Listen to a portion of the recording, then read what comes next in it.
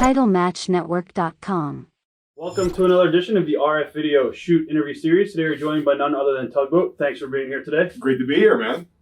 I guess my very first question to you would be how you got started in the wrestling business. Were you a fan growing up? I was a big fan growing up. I was born and raised in Miami. That's where I'm from originally.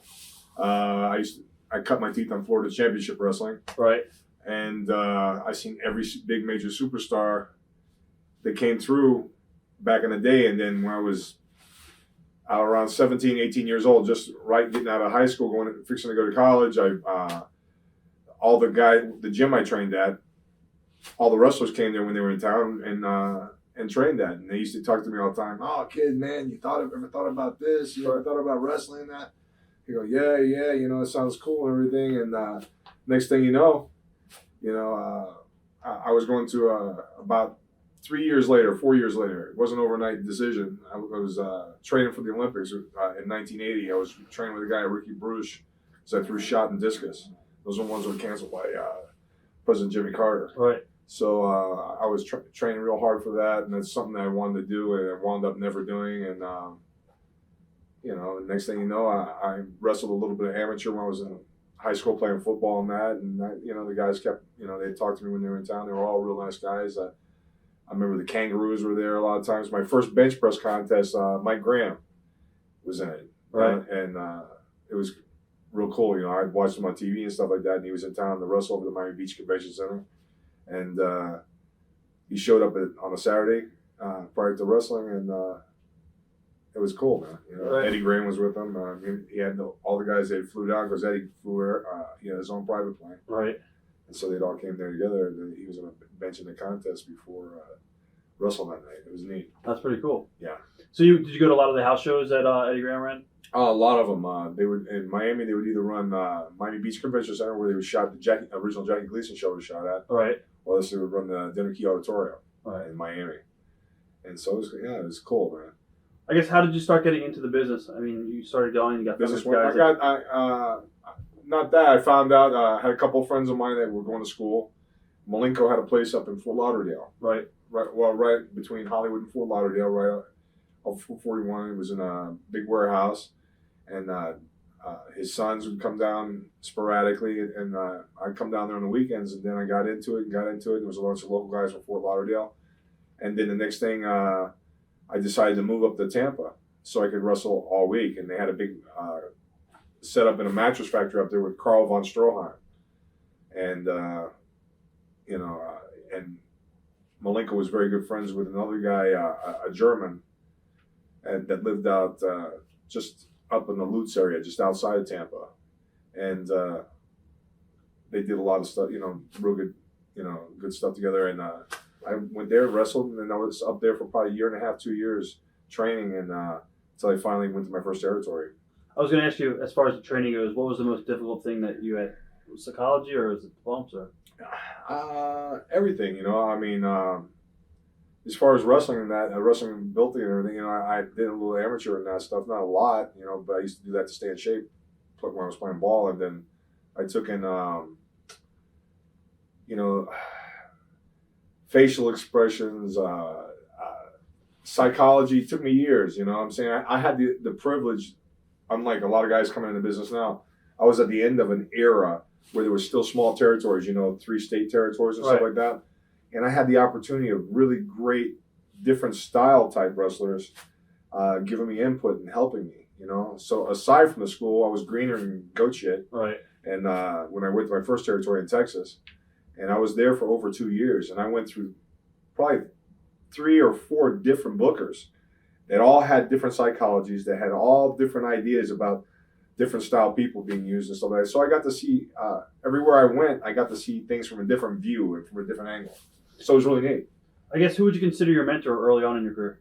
Oh, definitely Malenko, Okay. But I mean, along the way, I could name you a name of, because it was learning. A guy once told me, when you learn it all, it's time to retire. Right. But unfortunately for me, being a gimmick, I had never learned it all. You know what I'm saying? But, I had the opportunity to be schooled by the best guys that I watched, growing up and stuff. And I mean, it's just tremendous, you know what I'm saying? I mean, there was good guys, there was bad guys, just like any job. You know what I'm saying? Right. There's guys that are assholes, and then there's guys that are Cool. straight shooters. You know? Right. Like memories of your first match. My first match, horrible. Right.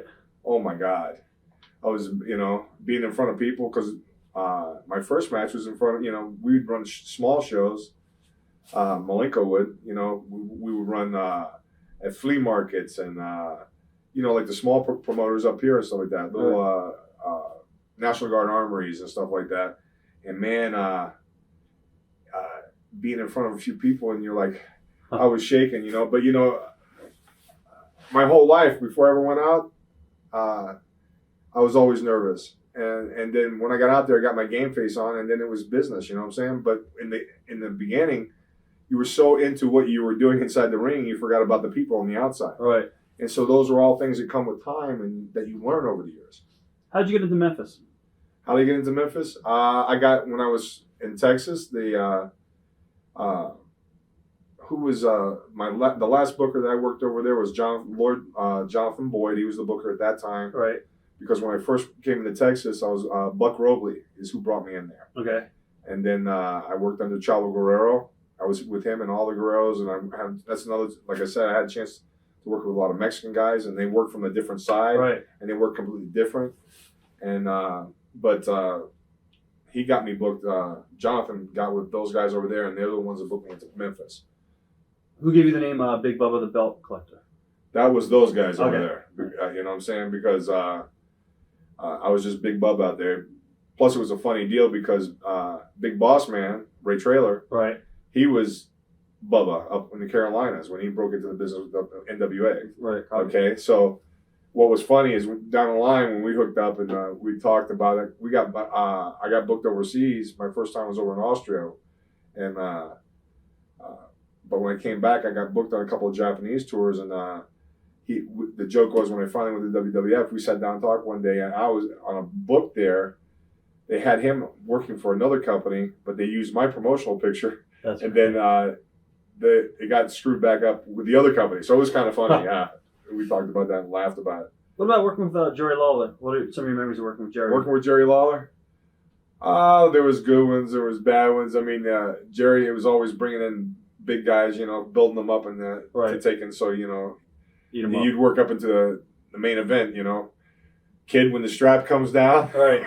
So. I had my first hair match there as part of the angle working with him. Jerry was a cool guy. A lot of guys, he had a lot of heat with a lot of different guys in his business. Okay? Right. I mean, matter of fact, when he first came into, you said you talked to Fuji. When he first came to Crown shit. there was the Crown shit. There was they took razor blades to his outfit, right. To his cape. I mean, just a load of stuff. I mean, and the shit in the Crown. There was very, very many guys. I was in that locker room. All right. It was very, very many mysterious guys that went into that booth. Right, you know what I'm saying? And that when they found that Crown, it was pitched on the toilet, ready to fall into the toilet. Okay, they had it right on the edge. So I mean, it was he had a lot of heat, but I've always been business. You know what I'm saying? I've never. Vince even came in one time. I only lost my temper one time. Vince came to us. We were supposed to work in angles prior to '92 when we were going to work in Wembley Stadium. Right. Okay. In which when we went to Wembley Stadium, Michael Jackson just did 2 weeks prior to that. Did a show there and broke the stadium record. We came in and broke his record, and we came in after him. Wow. But it was wild, man. I mean, we came up there and we were working an angle with the Road Warriors, and they're supposed to drop the belts to us, and there was they got real hot about the whole deal. And we're always business, and we always do what we were supposed to tell me and Quake. And I had Quake was awesome. He was not only my tag partner, he was my best friend. He was an awesome guy. Right. And I was like, I got pissed off. We were having the meeting and that stuff, and there was going back and forth about how they're going to take a drop, about dropping the belts and stuff. And, and I got pissed off. And I don't want to get too graphic. No, you can. You know what I'm saying? So. I told I was there. We were in Ohio doing a TV. Right. In the back room, and they're talking about all the stuff, and we're getting ready to go in this thing. We're finally getting our shot, and you know. Right. And I'm like, you know, They don't want to I'm there with Quake, and yeah, they don't want to, you know, we're this, we're that, you know, and I love Joe, and I love, you know, I love them both, you know, and I was like, you know what, I got so tired, I was like, you know, fuck this, man, I ain't going for this shit. I said, you know, you guys decide what the fuck you're gonna do. I know what I got to do. Right. So I says, I'm going out the door. If you want me, you know where you find me. You know, I'm outside. And then a few minutes later, about 10, 15 minutes later, after they did all that stuff like that, Vince called me. They had me bring me back in, you know, and Vince is like, you know what? You know, Fred, I can't believe you know, if you had a mouthful of shit, you wouldn't say, you know, I've never heard. I says, well, you know, Vince, I says, you know, I'm always business. And Quake, same way. Quake always would speak up for us. He was the heavy hitter with us, you know. I would just do whatever I needed to do. I enjoy the business. I love the business. And I love the guys around the business. And I was like, you know, but that was bullshit. Right. I says, this is, you know, the ego bullshit. I says, you know, it goes back and forth. You give for me, I give for you, and that's the way the business is. Exactly. Yeah. Going back to Lawler, was he fair with you?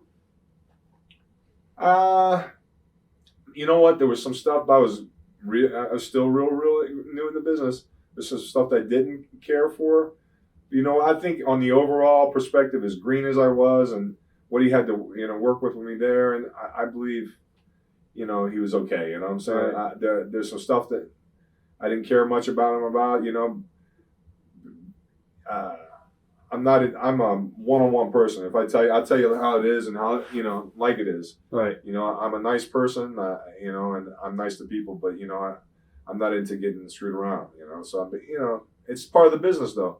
You know what I'm saying? A lot of people ask me all the time about Vince, you know. And I'm like, you know what? Vince is awesome, man. I have 3 children. I was there for every one of my children's birth when I worked with WWF. Right. Okay? And a lot of people have hard feelings with Vince, but you know what? It's hard he's the head of a corporation, a big multi-billion-dollar corporation, and you can't make everybody happy. You know what I'm saying? You got to ride the wave as long as you can ride the wave. You know what I'm saying? It's real important. Thoughts on Bill Dundee? Bill Dundee, the leprechaun. Yeah.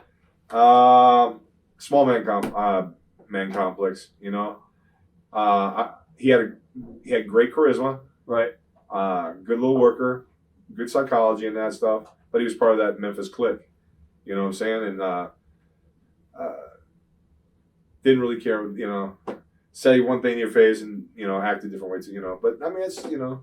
Right. Like I said, people are, you know, you're going to be good, bad, and indifferent, you know, and if your business, you just do what you do, you treat it like work, and you enjoy what you get out of it, and just try and work around any other crap, because if you don't get involved in that drama, right. I've never been a drama queen, right? So I've never been into that. Where I come from, and raised in Miami, the guys that I was raised up are real similar to the guys that are from this area up here, okay? The guys that in the era that I grew up in Miami, okay? And that drama just don't go, you know, and that's just the way I was brought. And my dad, you know, my dad's European, and I just was never dealt with that. You know, I come from a good environment, and, you know, I never had to deal with that shit. Who else did you work with down in Memphis besides Jerry Lawler and Bill? Tanaka, Austin Idol. Right. Woo, you know, the big talk. joke. Don't touch the hair. Don't touch the hair. Right. You know, oh, shoot. Uncle Elmer would come in there when he was up here, when he wasn't up here and all that stuff. And he was a bit of a potato head. But, I mean, he lacked the common sense. He was on that short line. But he was a nice guy. He was a nice guy, but he was funny. You eventually went down to Texas All-Star, and that's where I went before. I was before Memphis was there. Right. You were down there, Yeah. and what are your memories of Gary Hart? Gary Hart? Yeah. I thought he was awesome. Good guy. I thought he was a great character. Good mind for the business, too. Oh, yes. Blah. You know, I got a chance to work with awesome. Man, I worked with, had to be around Bruiser Brody before he died. What are your thoughts on Bruiser? He was awesome. He'd come to me, you know, and he had a lot of patience for me. He knew how green I was, and he'd come down sporadically. Him and the Mark Lewin worked a lot. Mark Lewin was in and out of there a lot because Buck Robley. Right. Okay. And they would work a ton of matches, and then he'd come, you know, he'd tell me, kid, he'd listen, he'd never say anything. He just did he was his own entity. He was his own person, you know. I mean, he's awesome. He just had that persona about him. I mean, he's one of the biggest, the best big man workers. He was a machine. One of the best big man workers in the business. I mean, he was a legend in Japan. And that was why he was a legend in Japan. Because Right. you know what? They come to see the big guys. They don't come to see the little guys. You know what I'm saying? The business has changed now. But, you know, his idea is you go out there, kick ass, and get yourself over. Right. Like when I first went to Japan, I remember being in the locker room. He goes, don't give the Japanese anything. You give them a little bit, you gotta take it. You know, he would kick fans in the face, whip them with chains, chairs, and they loved it. You know what I'm saying? That's why he was the highest paid man in Japan. Uh-huh. You know what I'm saying? He was an animal. He was great. You know, it was an honor to dress in the same dressing room. A lot of people thought, you know, he was better than everybody. You know, he loved his kid. He loved his wife. And I thought it was a great loss when he was murdered in Puerto Rico. It was a great, great loss to the business. What about your memories of your matches with Al Madrill? Al Madrill, he was the funniest son of a bitch I ever had matches with in my life. Oh my God. But you know what? He would keep me, because I was so great. And at that point there, I'd been powerlifting a lot all over, you know, and I was pretty strong. And I was a stiff son of a bitch. I was a crowbar. They'd go, hey, I'd hit him across the back. He'd go, kid, ease. You know, he was funny. Big Elvis fan.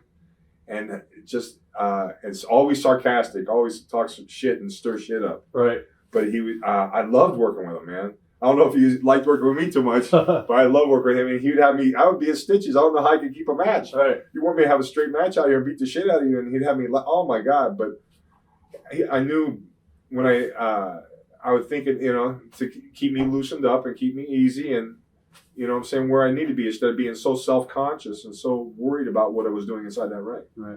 You know what I'm saying? It made it a lot easier. He was a general. Chavo Guerrero was a general in the ring. You know what I'm saying? A lot of people didn't like Chavo. For one reason. I got to work with Chavo, Mondo. I mean, Gory Guerrero. They brought him in, did little angles with him. Right. Here's a man, 80 years old, and I watched him take a pile driver from Al Madrill on the stage. Wow. You know, to be part of an angle to help get the territory going, you know. I mean, I worked with a lot of guys there, a lot of good Mexican workers. Now, Jonathan Boyd, you talked about earlier, was down there. What are your memories of some of your matches you had with Jonathan? With John, he was a psycho. Right. Okay. When I wrestled in Texas, down there, their mentality is you got guys that work there, okay, the Mexican guys, and they taken, you know, they work with 5 days a week, 6 days a week with each other, and then they're stabbing and shooting each other on a weekend at the bar, and then they're going back to work, you know. So for it to be believable, we bled every night. And here you're talking about Jonathan Boyd, who's part of the sheep herders, okay, so. Here you go. I mean, they hold the patent on blood and guts. You know what I'm saying?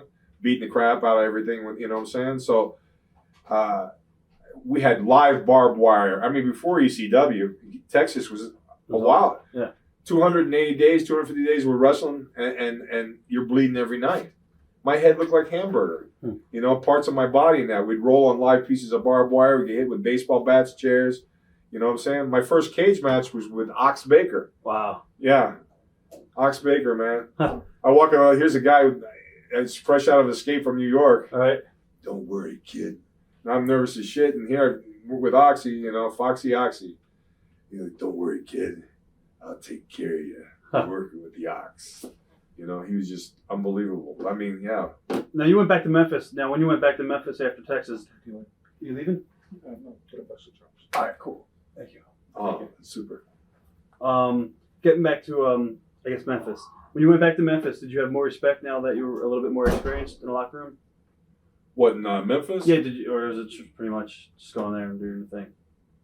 I did that. I met, you know, Bam Bam was in there with us. He came in to work with that.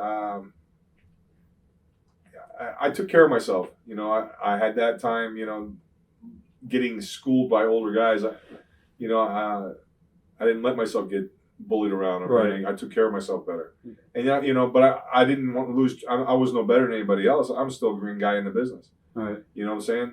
I've always had respect for other guys, no matter if they were working under me or above me. You know, I mean, they're in there with me. It's like being in a team. You know, I come from a team type background. That's just the way I am. Yeah. How did you wind up in Florida? I don't want to with Florida. What with Dusty? With Dusty? Right. And actually, my grandfather died. My mom's dad. I broke up. My girlfriend decided to break. I was working in Pensacola for a short time when they were trying to revive that territory, and I was up there, and I called home to Texas where she still was, and it was a long way. We wound up breaking up, and it was. I went to live I lived in Kentucky in my friend's farm for 8 months, and just trained, and get my head clear, and then I came to Florida. And when I was in Florida, I came working in a club. I was taking a break I was going to take a break from wrestling. I know what I was doing still at that point. Spending time with my parents. I was living on a boat that a friend of mine had a 65-foot boat, and I was living on it, and I was working in a nightclub, and just training in the gym twice a day. And I'm like, I went over and seen my buddies over there, watched them work, and watching their show and stuff, and they go, man, Fred, you want to come and do some, come in and work and that stuff. You're in town, and Steve Curran and Mike Graham and Gordon Soley and all great guys. And that's just before Dusty came in there and they did the PWF. Right. Okay, but just with the Florida Championship Wrestling, and I got a chance. I'm like, shoot, why not? I'm hearing that, and they had some good guys working there, some good talent in that. Johnny Ace was in there. His brother Mark. Terry, and a couple of Wyndhams were there. They were doing some stuff. I can't remember that. Too many bumps in the head. But I mean, there was a ton of guys. Steve Curran, like I said, Mike Graham and that. We shooting angles. Dirty Dick Slater, right, who's awesome. Right. What I'm saying? Funniest motherfucker I've ever seen. He's just good people. What were your initial impressions of Dusty Rhodes when you first met him?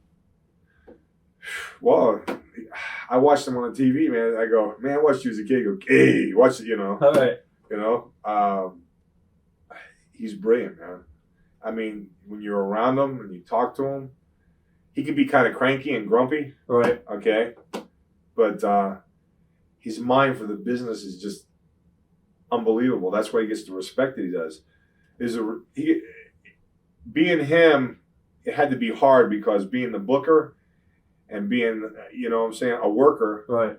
The problem in the business has always been that if a booker is working, he's usually getting himself over. Right. And that depends a lot of jealousy and this and that, But maybe it's because I'm naive, or I don't call it being naive, but I never had that. I've always if somebody's in a good spot or they're in a good situation, I'm like, man, God bless them, man. I mean, they deserve that. If they got that break and they run with it, they did it. Like Shawn Michaels. Right. He was in Texas when I was there. I mean, he's just tremendous. You know what I'm saying? He's a tremendous guy. You know what I'm saying? He had a lot of heat with different guys, because he's kind of sarcastic. But right. He's Shawn, and Shawn's an awesome guy, man. And a good talent, a tremendous talent. Jose Lothario trainer. Might be a food. No problem. Just pause this. We'll be done this tape. We'll have a couple switches on tapes anyway. So this is 40 minutes. Cool. Left on this one. Whose idea was it for the gimmick U.S. Steel? U.S. Steel? Well, I came in as a big steel man, but U.S. Steel, probably Dusty. The helmet that I used there, they said they wanted to do a steel man gimmick. Right. Steve Curran and Mike Graham and all that, they put it together. And then when Dusty came in with the PWF, and they wanted to put the thing together, and then they changed it to U.S. Steel. Right. And because I had a bunch of my friends were all roughnecks, they're all steel workers. Right. So that's how they came up with the deal. Yeah, use your stuff, and Did you get sued over the name or something like that? No. Okay. Not at all. Okay. What are some of your memories of working with Dusty? He was awesome. He's a general. Right. He's one of those are the memories that I remember. Like all the guys I've worked with, the generals that have been in the ring. He could take like Malenko, they could take two fingers and pop you in the eye. They could bring a crowd up and set them right back down in their chair. Right. You know what I'm saying? They could pick out one person, that's what they brought, pick out somebody in the crowd. If you make that person cry, if you can make that person pissed off, or if you can, work them into a frenzy, everybody else will come because, say pick out somebody and that with no attitude and make him have an attitude. Right. And he was just tremendous. He could,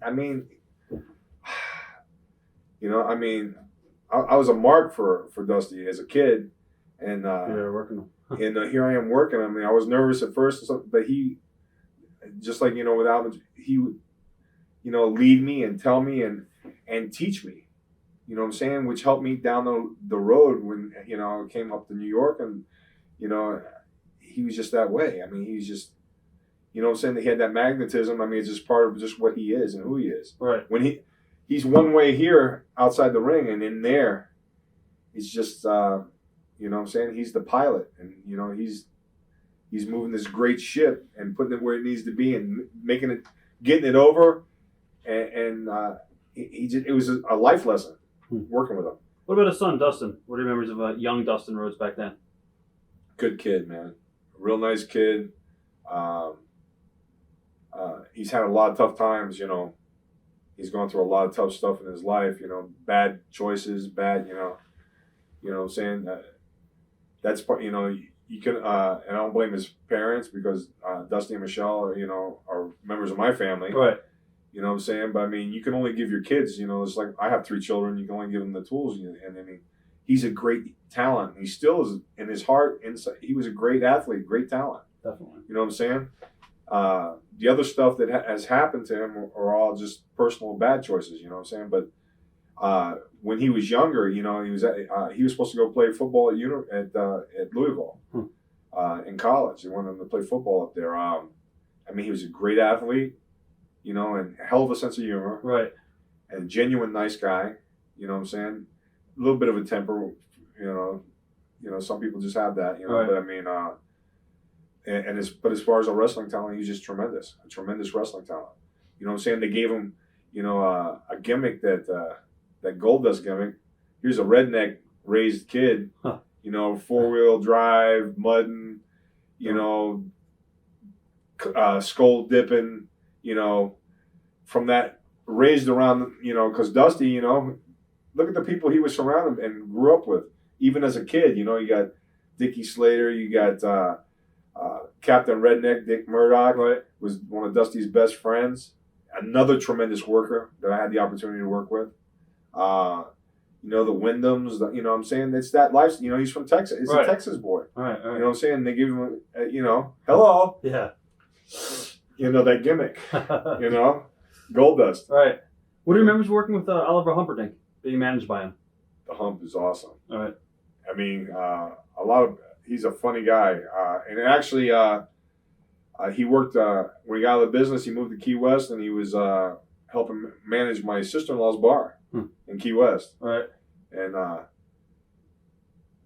And very smart, originally from Minnesota, very smart about the business. And I learned a lot from him, But I mean, just the character, the Red Rooster, Dusty loved Hump, I remember seeing him as who else could manage Panama Gang back in the day in for Championship Wrestling. 1-man gang in Bermuda shorts. He was the meanest, nastiest, biggest heel in the business, the 1-man gang. I loved watching 1-man gang. Yeah. Tremendous. I mean, just, you know what I'm saying? Kick-ass heel. Yep. You know what I'm saying? Great gimmick, Mohawk and that.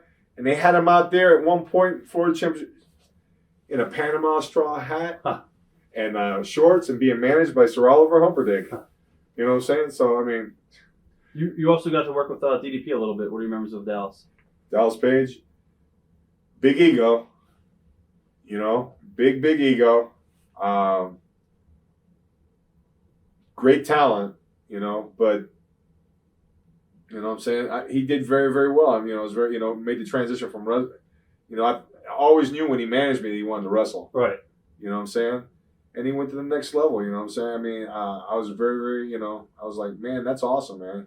I was very, very proud of him, You had a tryout match in WWF as a big steel man with Yes. Slick. Was that just what happened there? Just no, I think they were just taking a look Okay. at me, yeah. How did you actually wind up going into WWF? How did that come about? When I went to WWF, I actually got a call from WCW and WWF at the same time. Kevin Right. Sullivan, because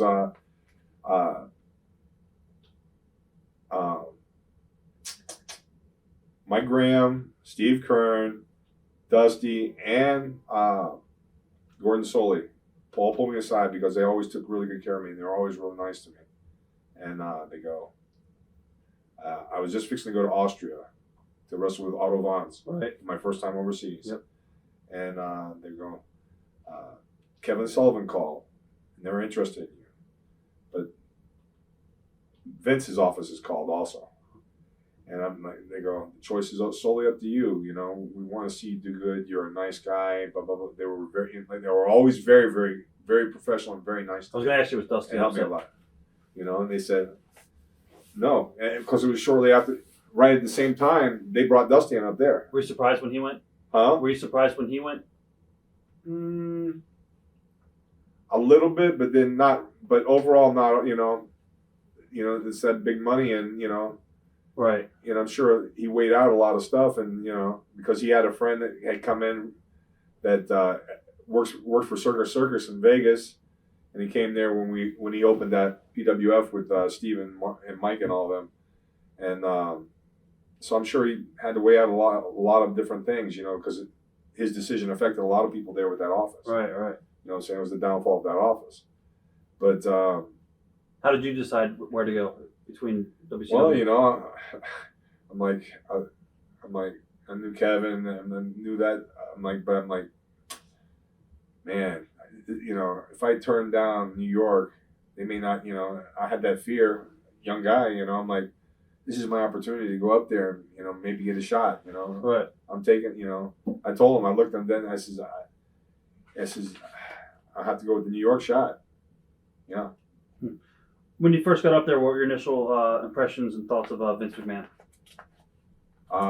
Well, first of all, I was in awe. Here's the guy that took wrestling to the next level with him and with the aid of Hulk Hogan, who took the business to the next level.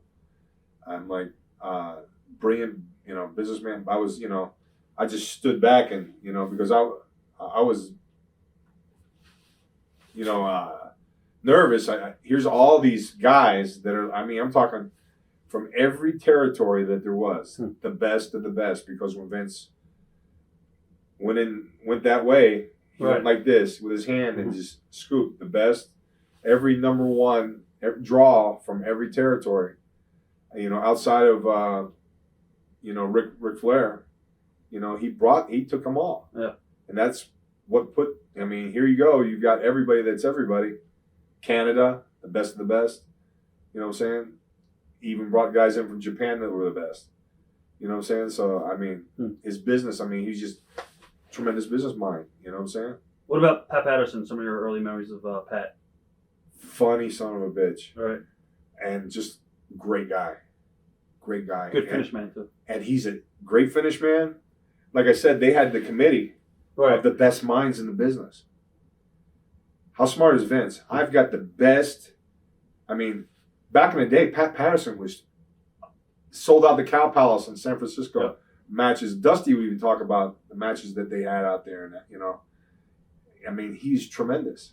Young people I don't think they really grasp Pat Patterson's talent and his talent. As an office person, he's definitely. You know what I'm saying? Generals. Here you go. You got the Pentagon up there. Yep. What was the dynamic of the locker room back then? And were you accepted real quickly? It's a funny situation. The locker room's always been a funny, weird place. You know what I'm saying? I was more concerned about doing the right things and not making waves and getting my opportunity, not blowing an opportunity. And I was nice to everybody, and as far as other people's opinions, I'm sure that there's people. It's a funny situation where it's like any big major company, right, or any business where you got groups of people working. There's going to be people that don't like people or talk shit about people. There's people that are complacent. They just take one day at a time. Then you got people that are, I'll step on whoever I got to do to go up the ladder. But the old saying is the people you meet going up the ladder are the same people you meet going down the ladder. Right. You know what I'm saying? So there's a lot of you got to figure here. You got 150 egos at a TV, you know what I'm saying? 150 different egos, okay, from every neck of the woods, all right? people that believe their publicity, people that are just happy to be able to do what they do for a living because they enjoy it. Like if they only got 200 or 300, because these are people that I remember when I started out, we had a 1-bedroom apartment in Texas. 3 guys we shared between 3 guys. The guy with the girlfriend gets the bedroom. The other 2 guys are performing for each other out in the front room. You know what I'm saying? You know, he's asleep. He's snoring. No, he's not. Yeah, he is. Oh, yeah, yeah. You know, so I mean, you know, funny stuff like that. So I mean, you got to figure. Okay, this is the deal. When you're in the wrestling locker room, you're with those guys more than you're with your family. Okay, so there's ribs getting pulled. There's fights that happen. I mean, I've been in hotels where fights took place. There's blood on the walls and stuff in the hallways and stuff because guys went out and got drunk and stuff like that. Right. You know what I'm saying? But you got to work with each other too. If you don't work, you don't make no money. You know, you screw up, you're screwed. Take the fork, stick it in me, because you're done. Right. Okay. I guess when you first went in, who did you travel with? Who did you ride with to the towns? I drove a lot of stuff by myself. I rode with Dusty if I was booked on the same cars, because a lot of times, you know, I'm the new guy breaking in, and it took almost a year before they gave me a gimmick. You know what I'm saying? They had me wrestling out on the road, you know, just regular short tights, and you know, so I mean, but I wrestled when I first wrestled. Not that many guys, a few family guys. When Dustin came in there, we truck. But when I was tagging with Quake, it was me, him, Jimmy Hart, and one of the headners, or both the headners, all the time. Right. If we were all booked together, I wrestled. You know, I rode with Ultimate Warrior a bunch of times. What was he like to travel with? He could be out of control, man. You know, I gotta eat now. Between him and Mr. Narcissus from Atlanta there. Lex. Oh my God, sexy Lexi. Oh my God. You know, we're running late for the town in Connecticut. We gotta eat. We gotta eat now. Subway. You know, guys. You know, eating the trucker helpers to stay. I don't know, man. You know, just a crazy deal. He, you know, very high stress level. All right. Yeah. That's what I heard too. As far as the Tugboat gimmick, who came up with that, and why did they drop the last name from that name? The office did, and I never knew. You know, it's different parts of the country they call you Tugboat Thomas, you know, or Tugboat. You know what I'm saying? But it was just Tug, you know, and then Vince and them came up with it. You know, and the funny thing is, because originally they asked me about it. What do you think? And I was like, what? I'm like, run with whatever you give me. Right. I don't give a shit. Right. You know what I'm saying? So, and I'm a goof anyway. So I watch cartoons still. 51 years old. You know what I'm saying? I'm a nut. I had kids because I wanted to have somebody to play with. Right. Okay, so they tell me that. I says, let me see. I can be like a funny Brutus. Works for me. You know what I'm saying? And I get to play with kids. Right. You know, so I was kind of bummed out. I hate to say that because I'd love to be with Quake. But I was bummed out when I thought they cut it too short because, man, everybody, hey, Tugger, no matter what airport I went to, no matter where I was at, Tugboat. I was a retarded, goofy, you know, lummox. Right. But I had fun. They didn't expect you to be a kick-ass, but they knew I was a big guy and I could kick some ass. Right. You know, but, you know, it was widely accepted, man. A lot of people loved that gimmick. You know what I'm saying? So it was fun, man. It was fun, and I enjoyed doing it. Memories teaming up with Hulk Hogan. Oh man, he's awesome, man. Hulk, you know, him touching you is like gold. Right. He makes you. You know what I'm saying? You were associated with that guy. He was awesome in there. He would talk to me. He would give me advice. While we're in the match, and you know, help me learn. I mean, he was tremendous, man. I was going to ask you, like, how huge was it to debut with the immediate rub from Hogan? Huh? I was going to ask you, like, how huge was it to debut with the immediate rub from Hogan? Oh my God, I was like freaking, man. You know, I'm like, this is the big baby face for the WWF, and I'm out there with him. Right. It's like when I got to be his cheerleader, man. When Quake put him out, you know, I'm like, it was fun, man. I enjoyed the shit out of it. Was there a lot of jealousy from other guys in the locker room at all? There was some undercurrents here or there, you know what I'm saying? But like I said, I don't pay attention. You know, you know what I'm saying? whatever they gave me to do, Right. I was happy with doing it. You know what I'm saying? Or I'd run with it as best as I could, unless it was something that would have me deviate away from it. You know, I'd make fun. You know, I'd have fun in the locker room. I'd goof and have fun with everybody. You know what I'm saying? I mean, Right. between look at the characters. You know, you got Nikolai Volkov doing party tricks. You wind up with a card up under your ass. Right. You know, and I roomed with Nikolai. Nikolai cooking in the room, cooking steak and oatmeal in the morning. Tugboat. And having to listen to Pavarotti, the Three Tenors, going down the road. Gondola, gondola, gondola. You know what I'm saying? But he's awesome, man. I spent the night at his house several times over in Baltimore. Wow. What an awesome guy, man. What a character. You know what I'm saying? Between him and I, Sheik, baby, excellent. Most, We travel a lot with Sheik. Oh, Sheiky, baby. He's awesome. Oh, you have maybe a little special tobacco for the Sheiky, baby. Maybe kiss a beer, Mr. Policeman. You take care of me. Maybe steak dinner for autogram. Yeah. Yes, excellent. Totally him. When you were with Hogan, was there any plans for you to turn on him and feud with him at all in the beginning, or? I didn't get that, but I knew it was inevitable. Right. You know what I'm saying? They came to me about the Quake thing at the last minute, because, but you can only run for, you got to ride the wave the way it is. And the people in the office, they, sometimes they do stuff prematurely. Sometimes they do it not so I know every worker thinks that it's premature. Right.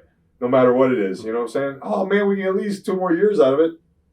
You know what I'm saying? Right. I want those garden paychecks. Yeah. I guess, what are your memories of working with Earthquake? Man, they were great. He was my pal, man. All right. I mean, we went to Disney World together. Nothing like 1,000 pounds of Mickey Mouse ears. Right. On the midway. Oh, that's when we were hot beating people up on TV. Here we are with little kids pushing baby buggies with mouse ears. You know what I'm saying? He was awesome, man.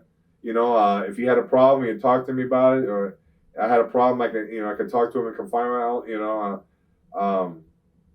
It was just, it was good chemistry there. You know what I'm saying? I could talk him into going to the gym instead of him staying in the hotel room. I said, come on, you big bastard. And here's a guy that wrestled for LSU. He was an alternate on the Canadian team. He was supposed to be the head as an amateur.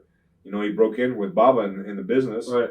And he got snubbed from Baba because he dated a Filipino girl, okay, and who became his wife eventually. You know what I'm saying? And because they have funny ways about them over there, because he had took him under his wing and kind of felt like he had dissed Baba. I got probably Baba. You know who I am, and you're not listening to me. Right. One of those deals. Huh. And he was just a great person. He loved his kids, loved his wife, and like I said, he was my pal, man. Me and we had Jimmy Hart. Hey baby, hey baby, hey baby. Eating his peppermints and eating macaroni and cheese. I think that's the only thing he ever ate in his life to ever seen Jimmy Hart eat. You know what I'm saying? Memories of working with him in the ring. Easy to work with? When I was working against him? Yeah. Same. Just like when I was tagging with him. Right. He was a tremendous worker. Great worker. You know what I'm saying? Anything he wanted to do, he took care of me. Say some guys you give them an inch and they're gonna take and make you look like a piece of shit. Right. And the old guys in the business, when I broke into business, they told me, you don't give somebody, you don't take. You want, because then you've beaten nobody. Just a piece of meat, because that's the people that believe that, all they remember is the finish. No, that's not true, because they remember, man, did you see when he took and did that Samoan backdrop off the top, and then, just stuff like that, you know what I'm saying? It's not always the finish. They do remember that, but they remember the increments of the match itself, you know what I'm saying? The enjoyment of the match. And you have to beat somebody. You can't just beat a dog. Exactly. Yeah. Getting back to, also working with Honky and Valentine, Rhythm and Blues. Memories of working with those guys. Oh, my God. Honky, man. The most sarcastic guy, Right. Oh, my God. Related to Lawler. Right. Right? He doesn't want to admit that, but... Oh, they hate each other. Yeah, exactly. He hates him. Okay? He don't like Lawler. But Honky, oh, my God. Always a sarcastic, smart-ass remark coming from that guy. You know what I'm saying? He's actually here this weekend. I saw him already. Oh, God. I can't wait to see him. And Hammer, awesome, the turtle. Right. Okay, Fred. you know, Right. moves it. But a general, tremendous worker. Definitely. You know what I'm saying? Memories of being in the main event at Survivor Series. I'm trying to remember, man. I remember I've been hit with a lot of stuff in my head. Being the main event anywhere, but Survivor Series, just tremendous, man. Look at all the guys I had to work with. You know what I'm saying? Right. You know, you had, let me see, I remember now. Okay, Hacksaw, Big Bubba, I'm big loss man. Right. Hulk. Then you had Jake the Snake. One of the funny things about that, I remember them doing promos in there, and we're doing promos, 1,000 promos for I believe I think with Jake's there, Right. and we're shooting back and forth. Guys we're working with and the guys we're working with. Okay, he's got the snake. He's got this little cobra they had in the bag at that particular time. He's carrying the little cobra deal. He's popping it like this. When we were at the building since noon, and we were doing a gazillion for different markets and shit. Promos, you forget shit that you've said. You know what I'm saying? Just fucking up and just, you know what I'm saying? And he's popping the snake to get that hood up. And he pops it like this, all of a sudden the snake goes, like this. He killed the snake, beat his brain, you know? And oh my God, I was like, it's like this. He's like a rubber snake, man. Like, yeah, but I remember that deal. And it was for that particular thing. You know, we're doing the promos all day long. Popping it, trying to get that hood, you know? That's sad. Oh, yeah. What about working with Dino Bravo? Dino was awesome, man. Nice guy. Right. You know what I'm saying? Funny kind of, you know, because French Canadians are kind of funny anyway. That's the other Canada. Right. You know what I'm saying? But he was always very, very nice to me. Strong, good athlete, good cut up. You know, because he's always looked like a straight laced kind of guy. Right. But you get him and that's when he was with Quake and oh my God, they'd have it's stitches in that. I've bit him on the tit a couple of times in the ring. You know, different. You know, and he had that. You know, hey, you guy, you know that French accent shit going on. Oh my God, but he was cool, man. How tough was the travel schedule? And as far as for you, you know, on planes, how uncomfortable or comfortable was it for you? Well, you know, I had the majority of it was good times. I mean, I've had some. There's been sporadic stuff. It's like that story I was telling you about the guy getting shitted in his shoes that you heard before. Right. But there was lots. I mean, there's some people out there that, you know, are nasty. I've gotten into it with, and I don't bother nobody. I'm very demure as far as giving people a hard time, you know. And I've seen certain guys. I was in St. Louis one time where a certain guy took and threw a whole bag of fruit at the person over on the other side of the counter. Won't mention any names. Right. Okay. But they ducked just in time. Pineapples, apples, everything. Blam against the wall. Yeah. But the planes are pretty tight. I mean, some of the commuter flights we had in the past, they were real tight and stuff like that. You got, you know, all those guys in there. I'm like wondering, hey, how overgrossed are we? Because I worked in the airline industry. I know about weights and balances and stuff like that. And when I was young. Right. And I'm like, you know, seeing the flights that we're on and what we got, a bunch of loads that we got on there. You know what I'm saying? But the schedule, I mean, you worked anywhere from 250 to 208 days a year on a regular basis. I felt sorry for Hulk because then we had it rough, and then there was, you know, personal appearances and all the other shit and everything like that. You had to use your brain to, you know, make sure you had the right rental cars hooked up, because you get your tickets at TV, and then guys are on the phone. If they in the interview rooms or taking photos or doing whatever they're doing, getting ready for the evening's events, because you're at the building at noon. They're in there on the phone making reservations for all the, you know, 2 weeks of tickets that they've just gotten, 12 to 2 weeks of tickets, and you know, making sure your rental cars, hotel rooms are booked, you know, all that, and you got your shit covered. And then stuff always happens, things always change. You know what I'm saying? You can wind up here, fly to California, then maybe they got a tour in Japan, or maybe they got a European tour. Maybe it's a tour like the guys that go to Middle East, you know, for the troops. You know what I'm saying? Things are changing all the time. Did you like working over in Japan for SWS with Tenor? Oh, I love Tenor. Tenor was awesome, man. I loved Japan. The people were awesome, and I got to work with a lot of good guys. Right. Yeah, different style, stiffer. You talked a little bit about Iron Sheik. You also got to work with him in the ring. What was it like working with him? Always like a game show, man. It was like a sitcom. Every day was never the same. I remember showing up one time. We were going to do 3 days in Arizona TVs. Prior to that, we did an outside baseball stadium. A lot of people didn't like to train with Sheik, and definitely didn't like to stay in the hotel room with Sheiky.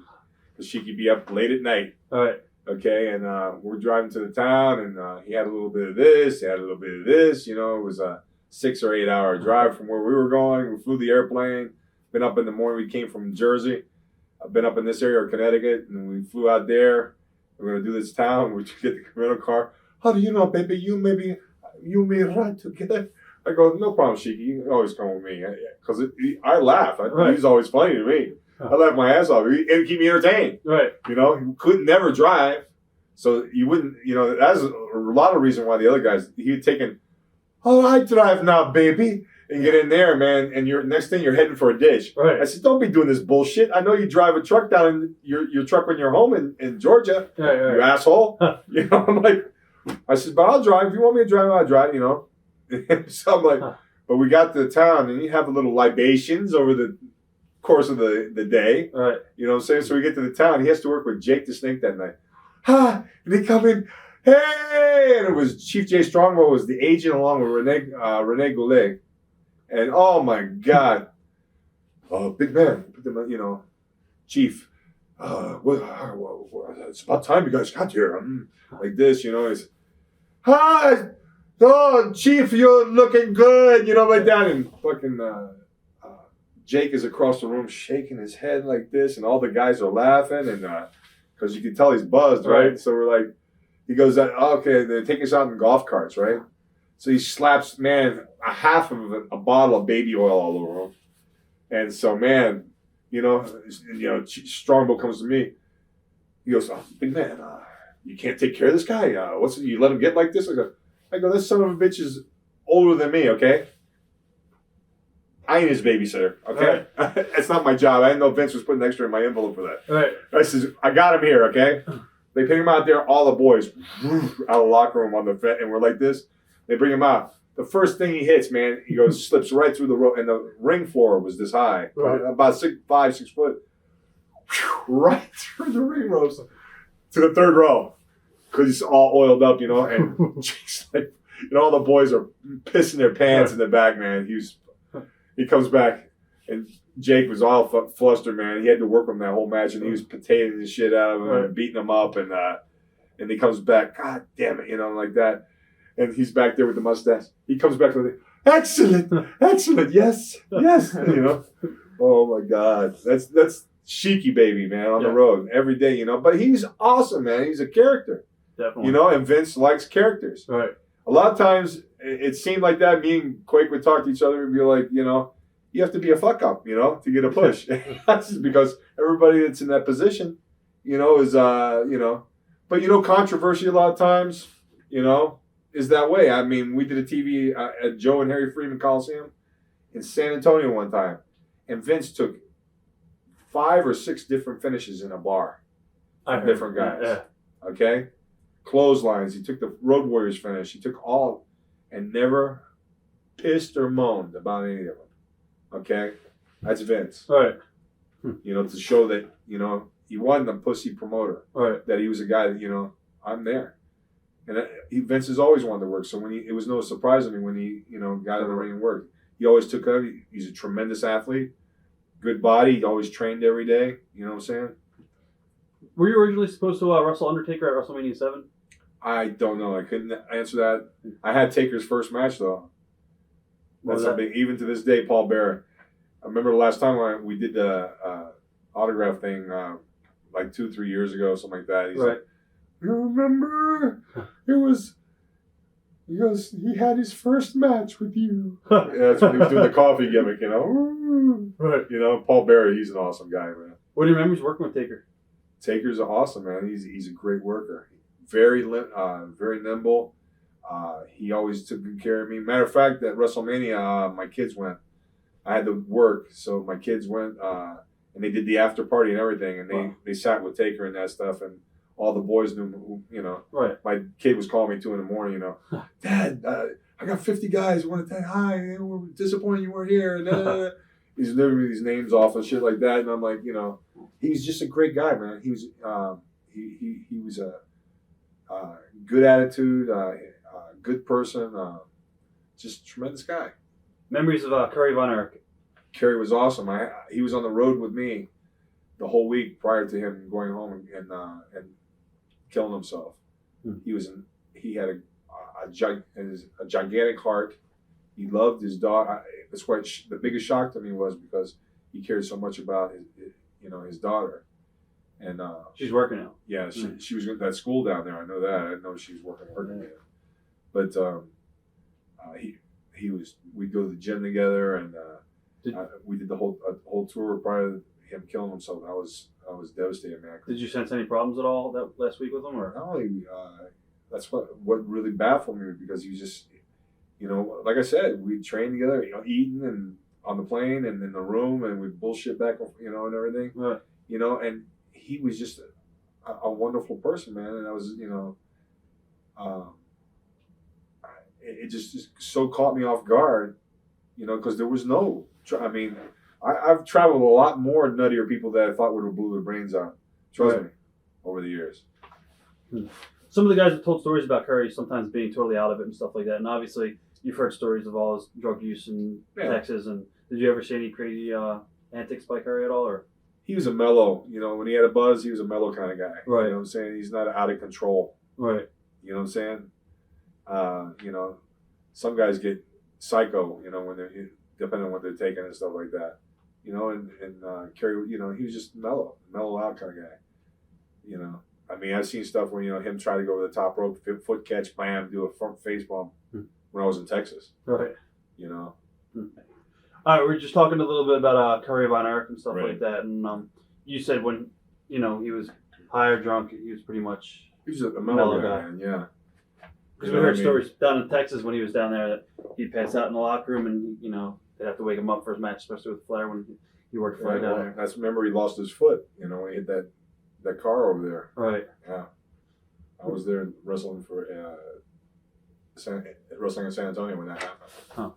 What was the story with that? I've heard different stories. I don't know, you know. Right. Turned into it. All right. That's all I heard, yeah. All right. I wasn't there, you know what I'm saying? It's one of those deals. So many stories and it changes down the line from different mouths. Gotcha. Yeah. Memories of some of your matches with Ted DiBiase. Ted DiBiase. Great worker, man. Great psychology. I mean, I love working with him.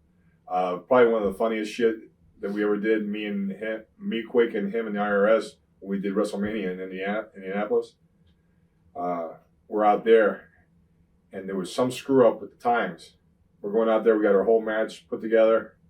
We're going to go out there. Now, this is WrestleMania. They're giving us the cue halfway down the aisle to go home. You know, we get in the ring, and the ref's going, "You got to go home. You got to go home." You know, Ted's looking across us. He says, "Fuck that. We're getting our shit, and we're doing our shit." So we did the whole match. You know, and so it was like 8-10 minutes, whatever, like that. It was. Okay, we come back. Vince is right there at the curb. I was the first one through. You know, and he's like, "What the fuck you guys doing? We told you to go home. We told you to go home." I says, "Don't fucking talk to me. Talk to the fucking general." You know what I'm saying? I'm just a jabroni out there. Right. You know, but I mean, yeah, it was. But, you know, if he decided he was going to do something, he would do it. You know what I'm saying? But he was he was one of those guys that Vince scooped up when he went to the different areas across the country. Scooped him up, and he was a general. Tremendous worker. I mean, just tremendous. You know what I'm saying? Did you get a lot of heat for that? No. All right. It went under, blew under, you know what I'm saying? Do you think it was a bad thing to debut with Hogan on top, being that you can't go any higher when you debut on the top? The only thing, I think it was awesome that I debuted with him. The bad thing about debuting is you're expected to perform at that level, and if you're not at that level, that was the only thing that I was very sad about. Okay, because I was happy to be out there. I enjoyed working with him. We had a good chemistry together. You know what I'm saying? And whoever Hogan touched during the course of, you know, wrestling, you know, they were always bing. You know what I'm saying? It was like a shot. You know what I'm saying? It was like steroids. You know what I'm saying? You know, you can get 30 pounds in 2 days. But it was he was that was my only regret because I knew it was coming in here. I knew what my limitations were as far as my wrestling ability was. I knew I had the ability to do very, very well. I felt in my heart, but and so at that point there, you just got to take it and you got to run with it. Gotcha. Do what you can do. Memories were Roddy Piper. Roddy Piper, great worker. Unfortunately, with me, I didn't get the opportunity to be with him back in the day. I worked when he came in the second time after he had gotten a taste of Hollywood. Right. We had his personal manager with him and all this other bullshit and everything like that. But he was still really cool. You know what I'm saying? I mean, he had guys that worked up in Portland, Oregon that were working for that office up there that actually, when they weren't working, he had a transmission shop or some bullshit going on up there that he helped back. And he took care of those guys. I mean, he was a tremendous worker, great guy, you know what I'm saying? But when that Hollywood bite, you know what I'm saying? It's like Jesse and the other guys, you know what I'm saying? That ego thing, I mean, part of the business. All right. What about Andre the Giant? Memories of Andre? He was awesome, man. Andre either liked you or he didn't like you. That's what everybody says about him. And the big guys, John Studd, when Bam Bam came in, he punished them guys. Huh. You know what I'm saying? Because there was only one giant in the business, and he was the giant. Hmm. You know what I'm saying? Memories of him or walking in the locker room every time I was running the same car with him playing cribbage with Arnold Skolin, Jack Lanza, one of the, David or Earl Hebner. You know what I'm saying? Have his wine. Be drinking, have a couple of wines that look like little 12-ounce pop bottles in his hand. Big quarts of wine.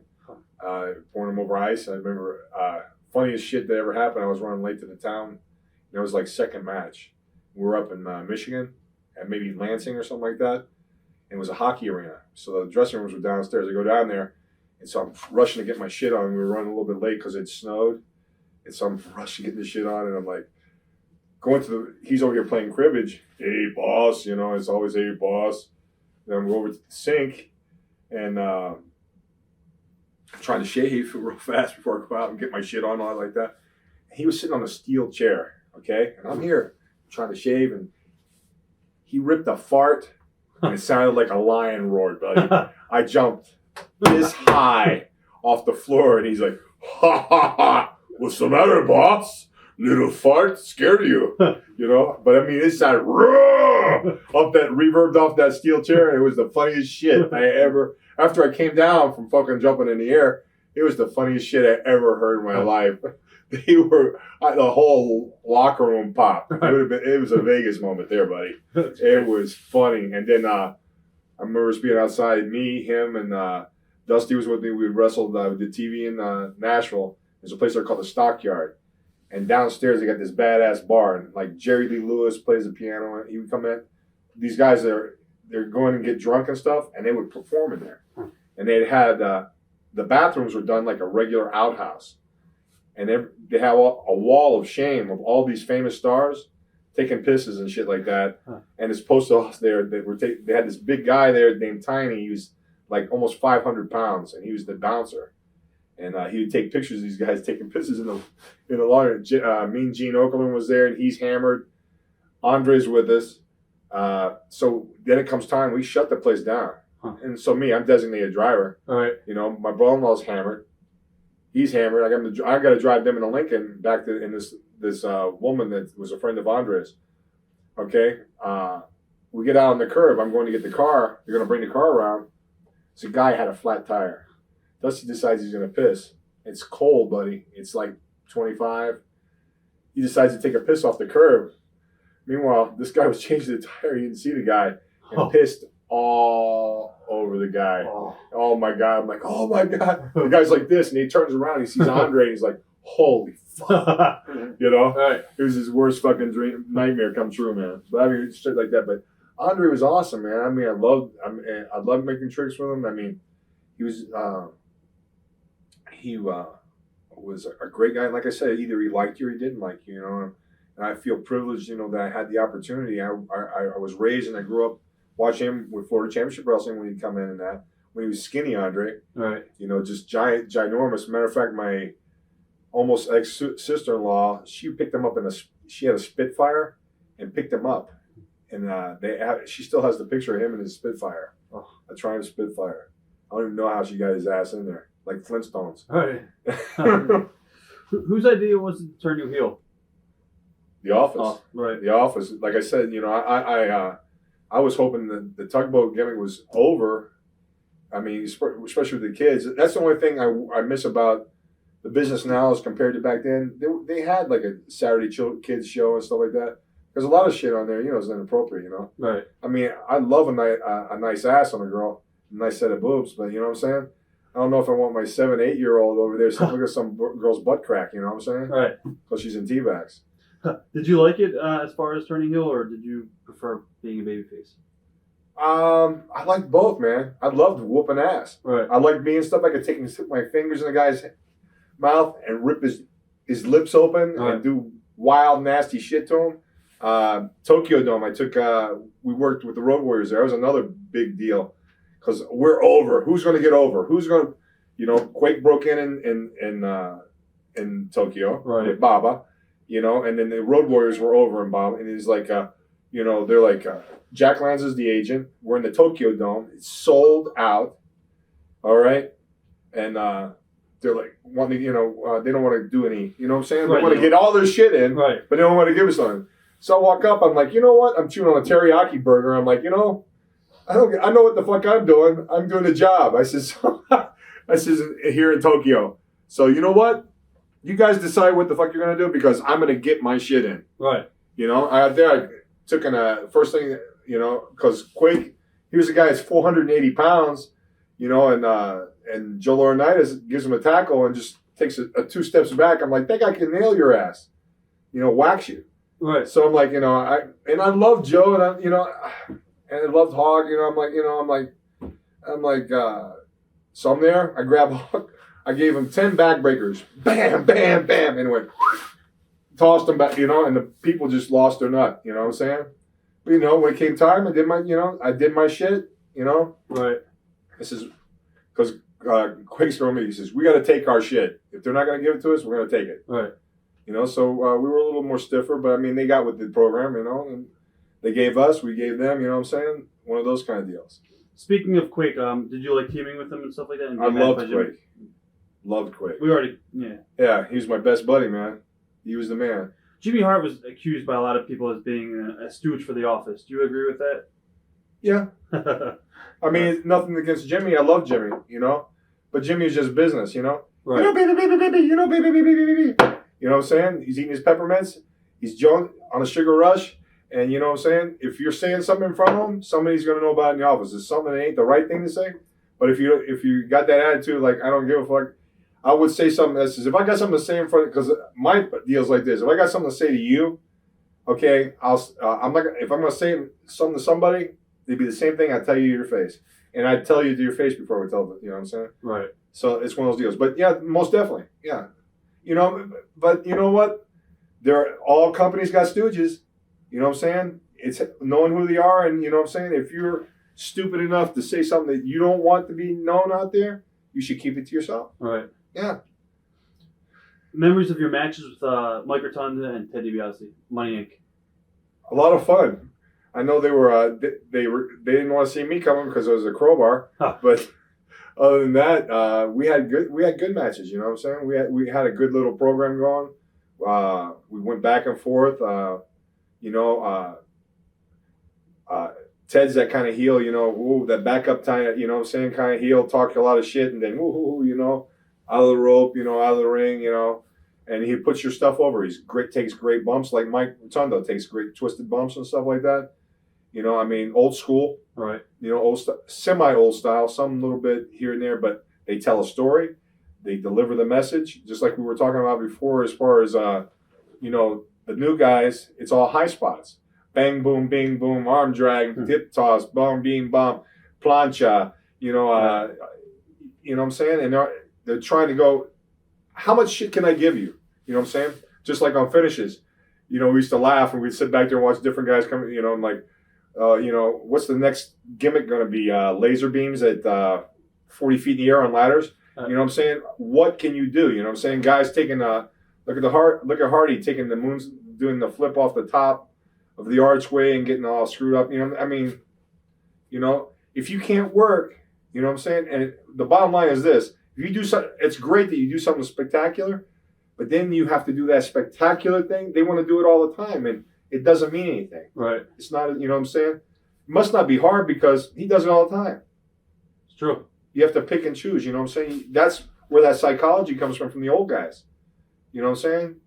They do it, you know what I'm saying? I remember as a kid, yeah. I mean, I'm glad to see things have progressed. I love to see the stuff the guys are doing and how athletic they are and stuff like that. But if it looks too much like the Flying Melendez, that's what the audience says it is. You know what I'm saying? And over so many years, it's always been to protect the business, right? That's the way I was raised. You know, you got kid, you got to protect the business. Kid, you got to protect the business. You know what I'm saying? You can't do this. Don't ride together. You know, I mean, in Mexico, the guy, you know, that's what got no mascara. You had guys that showered in the locker room with masks on. Right, right. I've been in Mexico, seen guys, you know what I'm saying? On the street, they're walking with a mask. You know, I mean, they're living that deal. Hmm. You know what I'm saying? So they protected their gimmick. It sounds stupid, and you're like, man, look at that stupid retard. You know, that's fake. You know, it's wrestling. But you know what? They cared and they protected their business. Makes sense. You know what I'm saying? Right. And people bought tickets. Yeah. Sell out a bull arena. What about the Nasty Boys? What was it like to work with Brian and Jerry? Oh my God, the king of the rivers, man. They're right up there, you know, with Fuji. You know, not in Fuji's caliber, you know, or Kurt Hennig, you know. But I mean, you know, they've stirred a lot of shit in many locker rooms.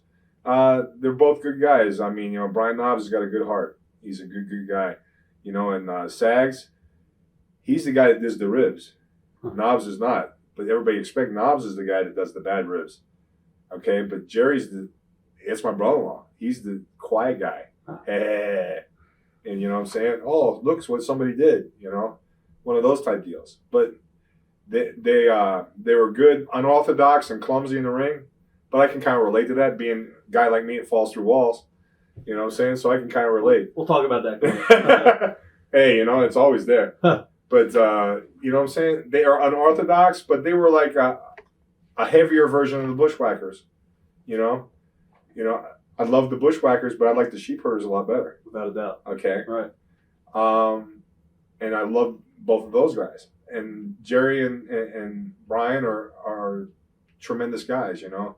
And they come from that, you know, they're more in that Minneapolis mentality. Those guys that came from that area up there. Right. You know what I'm saying? They did a lot of AWA wrestling too before they broke in that way. But, you know, good work. You know, they'll go do whatever they have to do. If they're hurt, they'll work. And you know what I'm saying? That's their mentality. And, but there ain't above pulling a rib on anybody. And I've seen some many. Any that stick out? In the broad. Oh, stick out? There was a situation between Tatanka and a guy, Paul Diamond. I don't know if you've ever heard that story. Not sure. Probably a hush-hush deal there. But they had, he was evidently seeing Tatanka's girl over here. The word got out. Well, they wound up, Paul Diamond wound up on tour over in Europe. Well, Knobbs and Sags were over there, and they tormented that son of a bitch. At one point, his Halliburton was in the shower, and they crushed it, and people had pissed on it, all of his clothes and his gear. They were at a building. Guys were eating lunch. All of a sudden, they got up, and the whole room had silverware, and they're banging on the table like this. Who's making love to your old lady? On the PA, while you're on the road taking bumps. You know what I'm saying? So, I mean, the whole stadium on the PA system, you know, they just tormented this guy. Right. And tormented him and tormented him, you know. And they had a guy in the German part of the tour that was on the bus. He was the handler working through the office, you know, and then they'd worked that night, and we're on the way back to the hotel in Berlin, I think it was. And he's on the bus, you know, and they're talking about, and everybody's drinking, you know, and they got good beer there. And you Americans are pussies, you know. Us Germans can drink. You guys can't drink. Well, evidently, maybe he had too much beer and maybe had a little something extra in one of his beers or whatever. He passed out. Huh. They took razor blades and they shredded his clothes. I don't know who did this, but my brother-in-law and his partner on the tour. But they took indelible black marker, okay, and painted his pecker and nuts black. They put swastikas on his forehead, on his body, and that stuff. The guy's passed out. Right. Well, comes to get to the hotel almost early in the morning for the guys to go into the hotel. They get the guy up. Hey, slow-mo. Hey, it's time to get. Hey, we're here at the hotel. He staggers off the bus. Meanwhile, his pants look like the Ultimate Warrior's boots with the gimmicks on them, all the way up to his nuts. His nuts and ball and dick are hanging out, and they're black. Okay, and swastika, Nazis and all this other bullshit, and permanent marker. And the fucking guy staggers into the lobby, and there's people everywhere. Oh yeah, they're That's good. I don't know, who did it, but Right. it just happened to be on that tour. So Memories of working with the Beverly Brothers. Beverly Brothers are great guys. Good workers. We had fun. We did 92 was like I told you before. We came in after Michael Jackson and sold out Wembley, and we worked with them because the Warriors didn't want to drop the belts to us on national TV. They wanted to, so that's why we took the belts before, and they dropped them to the Beverlys. They wouldn't want to drop them to us, but they dropped them to the Beverlys, right. And that way we beat the Beverlys and took the belts at Wembley. Huh. Meanwhile, there was so many people. It was so loud. I'm screaming obscenities across the ring and cutting jokes in the ring and that. Right. Making fart noises and all kind of bullshit, And nobody got a clue, And we, they were just good-hearted, good, both of them. They're from Apple Valley. They're in Minneapolis. The thinner one, at one point was in the Guinness Book of World Records. He was one of the two guys that had the 2-man deadlift world record at one time.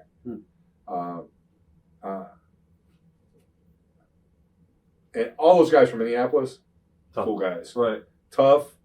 Lawman, Berserker. What's the convict? Oh, God, what's his name? Kelly? Kevin Kelly. Kevin was awesome. A lot of people were scared of him. I was there in Minneapolis, where was up there? In Wisconsin when he choked out Vince. I was going to ask you about that. I was there. I watched him chokeslam him. Really? What were your thoughts on that? What exactly happened? He just snapped. Right. But that's just Kevin. Kevin was quiet. Very, he was a tough son of a bitch, Who broke that up anyway? I don't remember. Right. It's a long time ago. I don't know. I was there and watched him go up in the air. Wow. And hit the and go to the floor. Wow. And then they pulled him off. There were several people pulled him off. Did you ever get bored working the same match on the road at all, or? No, it was always fun. Because first of all, when you get comfortable and certainly you're working in different areas and stuff like that, you could ad lib and then entertain yourself and stuff like that. Right. I've run guys up underneath girls' skirts at ringside. Just crazy shit, man. Did you? What are some of your memories of actually working with Jim Duggan and Sergeant Slaughter? Other Slaughter, I don't know, but Jim fighting for your life because you can't see in the ring with him. You never know where the punch or the kick is coming from. But he was a great worker. He was awesome. But once those glasses come off, baby, Look out! That's no gimmick. It's the true shoot. But nah, Jim's always been awesome, and I loved working. You know what? I'm a clumsy ox, but he was a tremendous worker. Right. It's great. He was in Louisiana for years. Tremendous worker. Down there with Ted and all, all that bunch, and he was just, he was cool. If you give him too many potatoes, he give you a receipt. But so, I never cry. If I get a couple potatoes, hey, it's there. Right. And entertain the people. He was very entertaining. Huh. Yeah. Were you surprised when Ric Flair came over? No, not at all. There, you got the general. That guy is the president. He's the man. All right. He is the man. He's the consummate professional. He lived his gimmick. No matter where he was at in the world or wherever he went, he lived it. You know what I'm saying? He was there. You know what I'm saying? Planes, trains, limousines, automobile. You know what I'm saying? He was that. Right. He made the people believe that because he lived that. And he was that way. And he's a professional, a gentleman, You know what I'm saying? And he was always very, very nice to me. My wife used to babysit his kids when they were little. She seen them over there when my kids were at WrestleMania. Right. Over in Orlando. And when they were at the dinner and that stuff after the matches were over that. But he is, and Matt, you know, I watched I tried to watch every single match. When I was on the road every night, even if it was the same match all the time, I would watch. And there was certain guys, you know, that back then, that's something I recommend to guys now. Watch those matches on the road. You know what I'm saying? And you know, it's a constant learning experience, you know. And to watch him, he could do the same match, and he's done the same match, taking the same bumps over the turnbuckle to the floor. And the people love him. When they hate him, they love him. When he's a baby, they love him. He's Ric Flair. He is it. Randy Savage, what are some of your memories of Randy? Oh, yeah. Very overprotective of Miss Elizabeth. You know what I'm saying? Consummate time is when the barber pulled his pants down and showed his ass at the table. You know, and Miss Elizabeth was there, you know, and she was a prisoner of Randy. And Randy, if you hear this, you know. A lot of people said that. You know what I'm saying? You know, and she was a very nice lady. She was very, very nice. My first dog I ever got after I was married was given to me by her, golden retriever. Wow. And so they were living over in Largo, and I was living in Treasure Island, over across by St. Pete Beach. That's where he is now. Yeah, and I really feel sorry for him because in Tampa he has a lot of heat. You know, the Hulk's buddy, the guy down there, Bubba the Love Sponge, right, did everything but bury him. I mean, and Hawk, when he was still alive, gave him a swirly at the Ice Palace. Stuck his head in the toilet, flushed it down. You know, because of some bullshit with the girls. Yeah. You know what I'm saying? So, you know, it's really sad when your life comes to that point where, you know what I'm saying, that you treat somebody you care about that way. But that's getting away from this business. But I mean, you know what I'm saying? He was a very great worker, and I admire him. He was a good athlete. He was a great baseball player. You know, like my brother-in-law, Dusty, was a great baseball player. He could have been a pro baseball player. Right. You know, they had their own territory. His dad up in Kentucky there for years. You know, and great interview. He does some voiceover for cartoons and stuff like that. I was a little jealous of that because I'd like to do that, you know. But it'd be my ultimate deal, other than wrestling, doing voiceovers for cartoons, you know. But because I am a cartoon, right. But it's sad that he had those idiosyncrasies as far as being, you know, controlling. Yeah, controlling. We talked a little bit about Lex Luger earlier on. What are your thoughts on Lex outside the ring too? Well, first, Lex never wanted to admit that he bounced at Pete and Lenny's in Fort Lauderdale because me and my brother used to go there all the time. And my brother worked with him. Oh, that was somebody else. That was before he went to play football in the USFL. Right. Okay. But he says, let me tell you, buddy, my eyes are good, and I know who you are. But Lex, great body, good worker. Nothing compared to Sting. Sting's a much better worker, I think, myself personally. I laughed when he brought him in, and Vince gave him that Narcissus gimmick because it's right on the money. Right. But you know what? Vince has always put stuff. It's like when he put Dusty in polka dots. Gets over. You know what I'm saying? Dusty said, "You know what? Give it to me, and I'll get it over." He got it over. Right. Son of a plumber. Huh. You know what I'm saying? That's baby. You know what I'm talking about. But he was a good talent in that. Very high strung, like not far from Ultimate Warrior.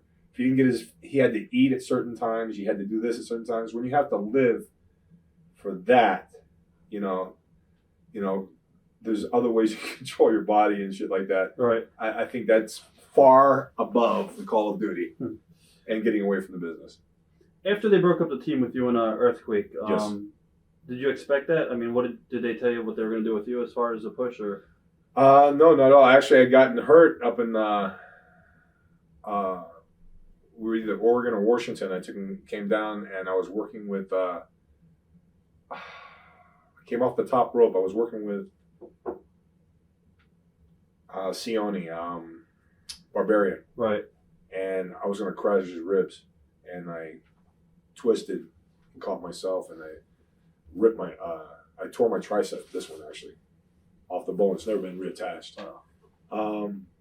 And that's and I, at the same time I was opening a bar in Key West, 2 bars actually, and with my brother-in-law, and he was killed, and so it all fell on me, and the business. I was probably about the end of the business for me, because then I had to take over that because my brother-in-law got killed. It was supposed to be my partner, and I think they had at one point when Quake was working with Yoko. They wanted to bring me back in, and that's what George Steele told me. He says, "Kid, you really passed up a deal there because they want to work that program." That's after he did the deal on the ship and all that stuff and everything. You got to work a couple matches with him, right?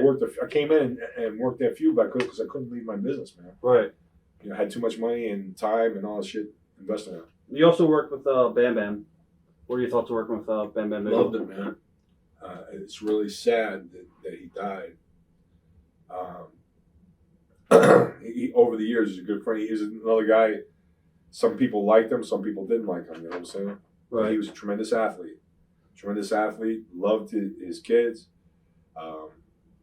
He loved to fish. Loved hunt and all that stuff. He was like me, a big kid. Right. So we got along a lot because of that.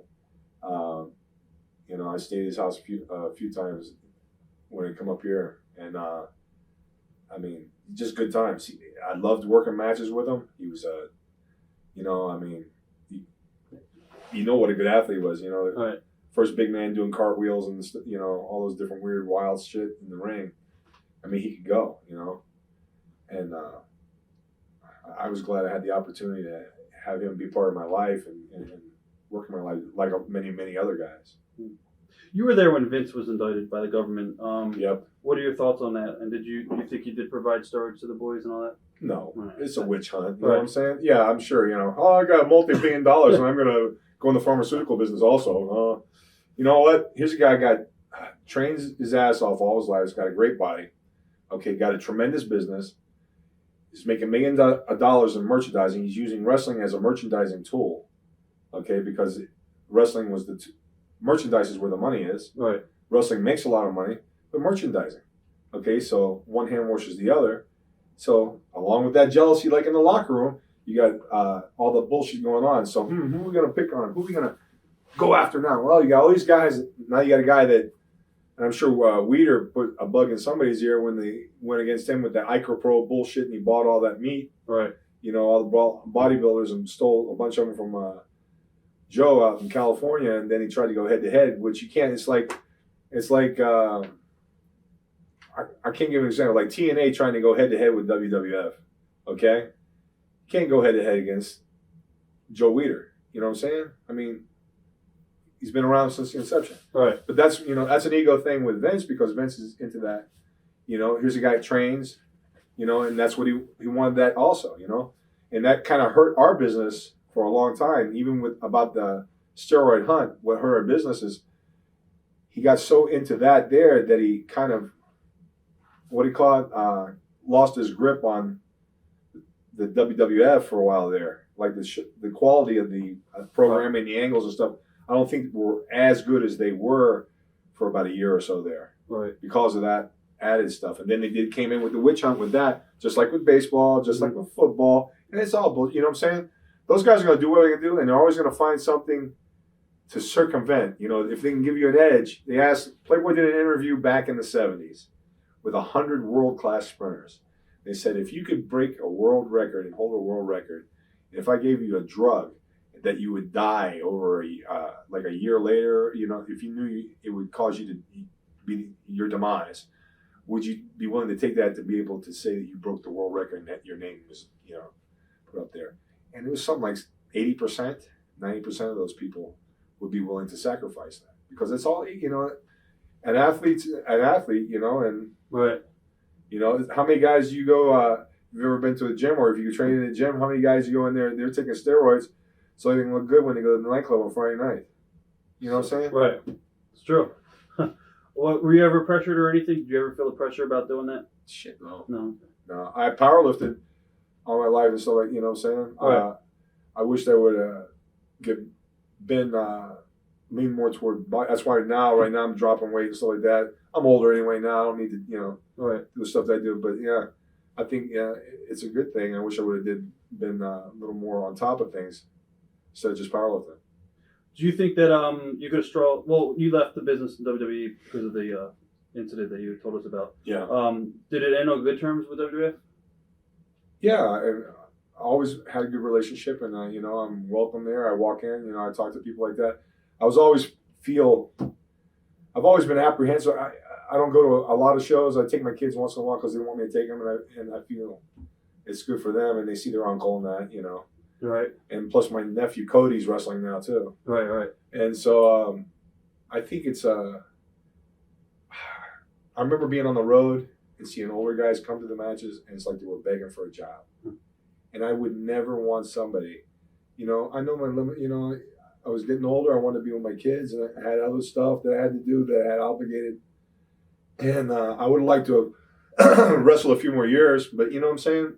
I see those guys, and whenever they go to a show, that's what makes me apprehensive about going to shows, because it's like you're looking for a job, or you want something, like that. Hey, I'm working. I'm doing what I do now, and I'm happy doing it. It's not flashy and that, but I do it. I'm respected, and I've met a lot of great people in the industry, so it's kind of cool. How did you wind up in WCW? And did you ever have contact with WWE first about going back there again, or was it pretty much a game day decision? It was just, they talked to me and stuff, and I brought in, I went in there, and Ole Anderson was working in the office. Dusty was working there. They called me, wanted me to come in to do that. They said they had a couple things they wanted me to be willing to talk to me about, and it would be interesting. So I went down there and talked to them. Right. Yeah, and that's when they come up with the Shockmaster gimmick and everything, and they wanted to go one way, and then it wound up screwing up, and then my famous moment in history. What did they have planned for you before that happened? Wait a minute. Well, they wanted me. What was the original concept? It was like a comic book type character. They had done that ice. What was the gimmick for there? Glacier. Glacier type gimmick, And they asked, and I went with the school. I was an artist, and I can't, This is me. What do you think about, I said, yeah, let me do some sketches, man, and I had a hood all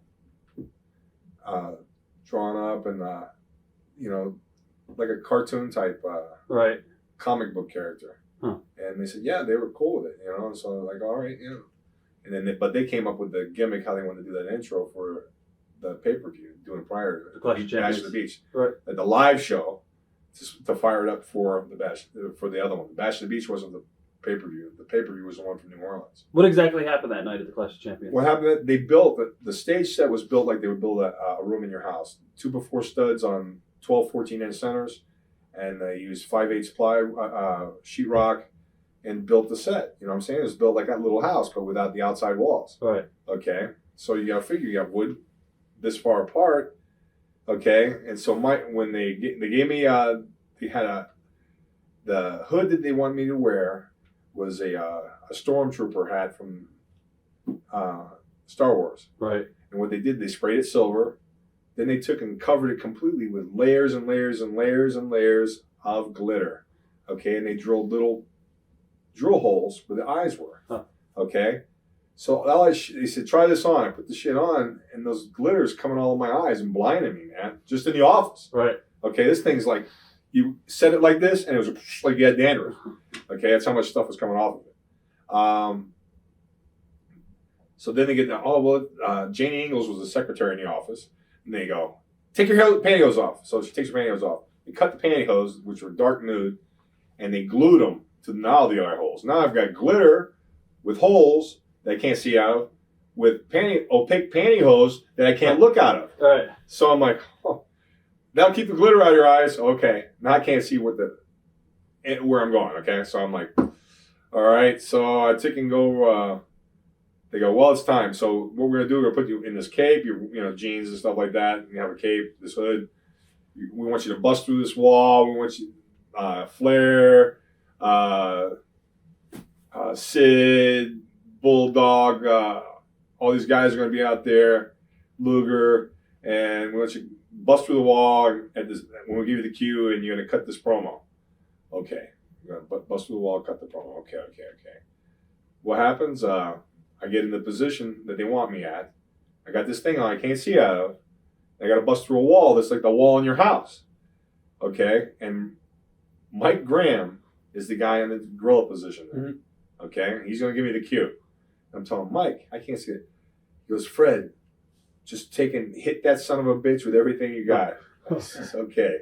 I put my hands up, double axe. He gives me the cue. Boom! I blew these 2x4s, snapped them. Okay, I go through. But what stupid Fred should have did, okay, Shockmaster should have kicked the bottom out. Okay, I bust through the wall, but the wall at my knees never broke. Right. So here I am, 375, 380.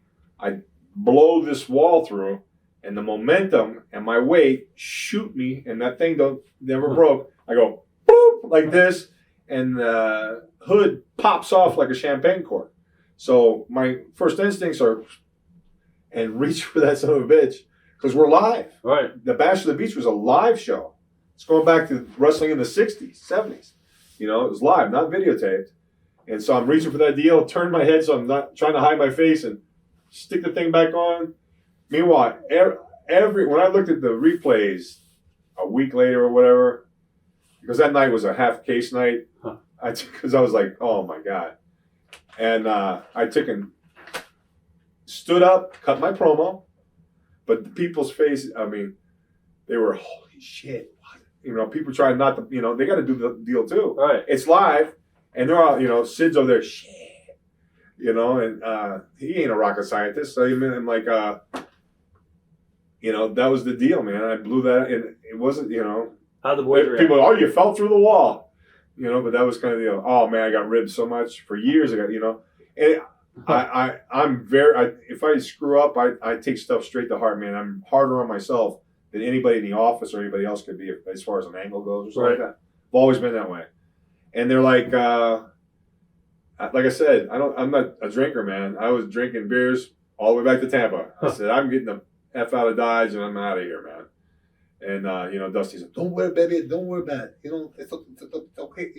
You know, it's okay. You know, like, you know, and I know he's like, holy shit, I can't believe this motherfucker. I'm like, you know, and I'm like, so I drove back and everything like that. But I took ribbing for it. But the next day I was fine. You know, I was on, you know, and I laughed about it. That night I wasn't laughing about it. Right. But, you know, little was I to know the greatest blooper in professional wrestling history would be me blowing through a wall. Are you surprised that the angle is still one of the most remembered angles in wrestling? It was such a screw up. How could it not be? Right. It was too funny. It's Saturday Night Live. It's a YouTube classic. Yeah. You know what I'm saying? From several different sites. Did you realize how big it was, or did you just think it would pass over? You know, it's like everything in wrestling, out of sight, out of mind, right? Yeah. Like guys in movies or anything else, you know. If they're not on TV, that's the thing. Always with Hulk's always been on TV, you know, because out of sight, out of mind. If you're not in the media, good or bad, any type of publicity is good. Right. You know. Why did they use Ole Anderson to pre-record your voice? You know, I don't know if they were afraid or what. We had that, you know, because me, you know. Luke, the force is strong with you, Luke. Oh, Jedi, stronger you. Who was the booker at that time in the company? Dusty was the Was it Dusty? Okay. Dusty. Well, it was Dusty and Ole together. I guess whose idea was it to play off the angle and turn you into a klutz? Uncle Fred. Uncle. Who do you think would do that? There you go. That's baby, you know what I'm saying? Don't worry about it. Uncle Fred. You like the kids love you. You're clumsy. You're not so clumsy. Don't worry about it, baby. It's okay. We'll make a negative in the positive. We'll have your Christmas singing the night before Christmas on TV. It'll be great. But you'll be stepping on toys. Were you for it or? Yeah, because you know what? Payday. Well, it's not only a payday, but you know what? I like Clay. Klutz is cool to me. Right. You know what I'm saying? Just as much as being a badass and ripping somebody's head off, it's just as much fun, you know, being a goof. So Super Shockmaster's idea, that was a Dusty idea? Yeah. Okay. You teamed up with Hardbody Harrison in WCW. How shocked were you to when you guys found out that he was running a sex slave operation? I don't know, man. You know, Right. he wouldn't use me, so I was very upset. You know? And I look great in teabags. I want you to know that. There you go. I know it's something you don't want to think about right now. Right, exactly. How different was WCW run as opposed to WWF? Whole complete different. I mean, up there it was run like a corporation.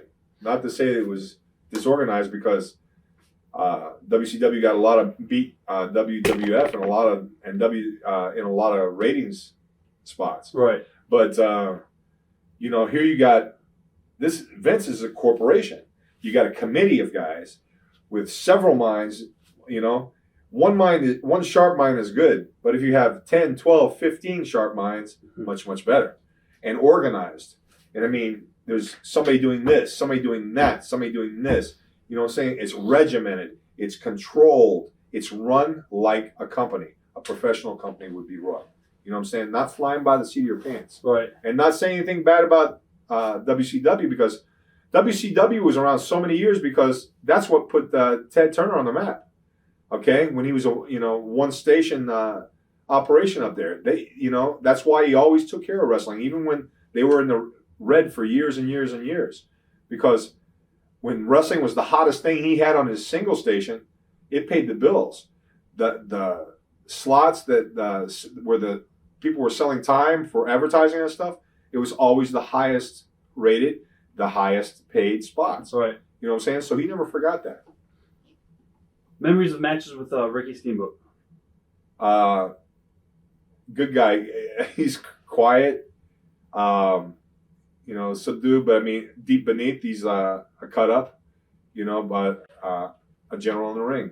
Very good wrestler. Old school, with a little bit, he was one of those guys that, because he was a smaller guy, he's from St. Pete, another St. Pete boy. Right. And, good body, pretty face. He was the one when they gave him that dragon gimmick. It was kind of a cool gimmick. I mean, it was a little bit away from the persona that but it took him to a little bit different level. Right. You know what I'm saying? William Regal. Memories of working with Steven. Awesome.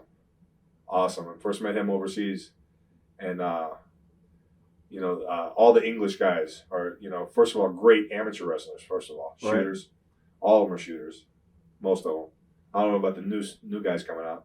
The first ones I ever got a chance to work with is when I went to Graz in Austria for Autovance. And guys from Ireland, guys from, and Regal's just a great guy, Some guys like him, some guys don't, because he's different, what I'm saying? It's like English are kind of like, the Canadian guys, they're different. You know what I'm saying? If Americans, read them different. They don't have, most of the guys that have problems with it have kind of closed minds. You know what I'm saying? They're not used to different cultures, different ways. But he's a tremendous worker. Great psychology. Definitely. Great psychology. Paul Orndorff, you actually got to team up with him in WCW. Oh, he's awesome, man. All right. And a tough son of a bitch. Oh, yeah. Yeah, I was there when he knocked out the big boy.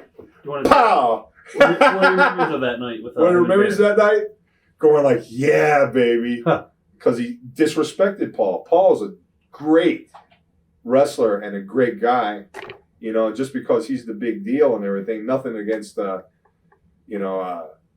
guy, but I'm like, he came in there, shoved Paul. Paul's in a towel and shower shoes. Bing, bing, you're out. Knocked him out. Paul said we did an interview with Paul. He said if he had a pipe, he would have killed him. Oh yeah. Yeah. He was a prick, man. Yeah. He should, to treat that guy like that, you should kiss that guy's ass. I hate to put it to you that way, you know what I'm saying? Not putting, Paul, but he's tremendous, that completely disrespect him. Memories of the War Games that you got to work. It was fun, man. It was different. It was different from working other places. Right. We had fun doing it. Some crazy ass shit in that cage, and got a chance to work with that big potato head and Big Vader.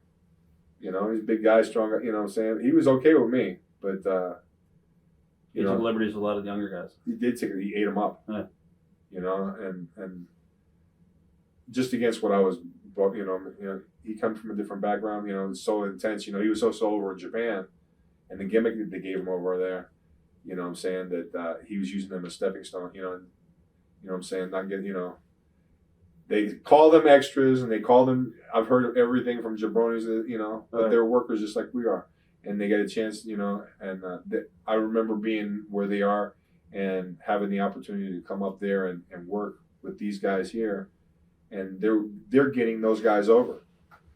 Memories of matches with Sid Vicious. Sid Vicious, I slept in his house in West Memphis, baby. All right. The only man in the business that rather make $1 million, he'd rather be playing softball at home.